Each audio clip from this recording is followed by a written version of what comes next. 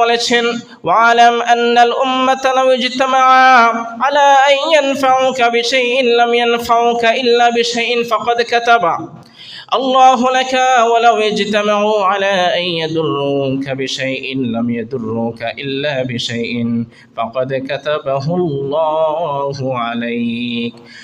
আর জেনে নাও সমগ্র উম্মত যদি, সারা পৃথিবীর মানুষ যদি একত্রিত হয়ে যায় আর যদি তোমার বিরুদ্ধে ষড়যন্ত্র শুরু করে ফেলে, তোমার বিরুদ্ধে আবার যদি তোমার কল্যাণ দিয়ে ফেলবে, তোমার জন্য ভালো কিছু করে ফেলবে, পৃথিবীর সকল মানুষ যদি তোমার পক্ষে একত্রিত হয়ে যায়, ঠিক ততটুকুই তোমার জন্য উপকার করতে পারবে, ঠিক যতটুকু আল্লাহ পাক তোমার তাকদীরের মধ্যে, ভাগ্যের মধ্যে লিপিবদ্ধ করেছেন। সুবহানাল্লাহ।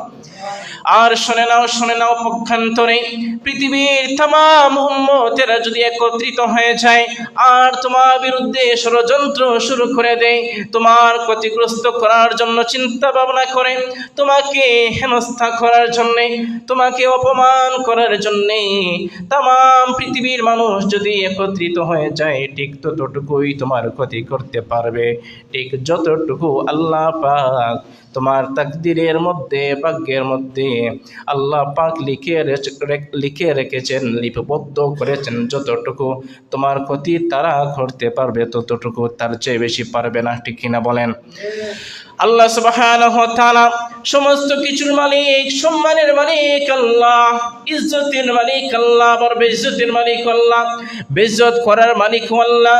ওয়া তুইজ্জু মান তাশা ওয়া তুযিল্লু মান তাশা, যিনি হচ্ছেন সেই মালিক, তিনি হচ্ছেন ওয়া তুইজ্জু মান তাশা, যাকে ইচ্ছা তাকে সম্মান দান করেন, ওয়া তুযিল্লু মান তাশা, আবার যিনি যাকে চান তাকে অপদস্থ করেন।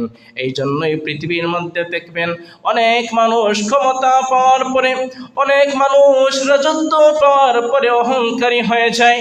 অহংকারী হয়ে যাওয়ার পরে আল্লাহ পাক তার উপরে লানত শুরু করে দেন।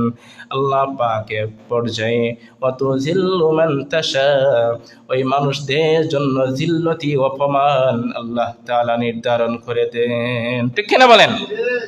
আবার এমন মানুষ রয়েছে গোপনে গোপনে আল্লাহর সাথে সম্পর্ক এমন ভাবে তৈরি করেছে, আল্লাহর এমন প্রিয় বান্দা হয়ে গেছে, আল্লাহর সাথে কানেক্টিভিটি তৈরি করে ফেলেছে। পৃথিবীর সকল মানুষ যদি তার বিরুদ্ধে ষড়যন্ত্র শুরু করে দেয়, পৃথিবীর সকল মানুষ যদি তার ক্ষতি সাধনা করে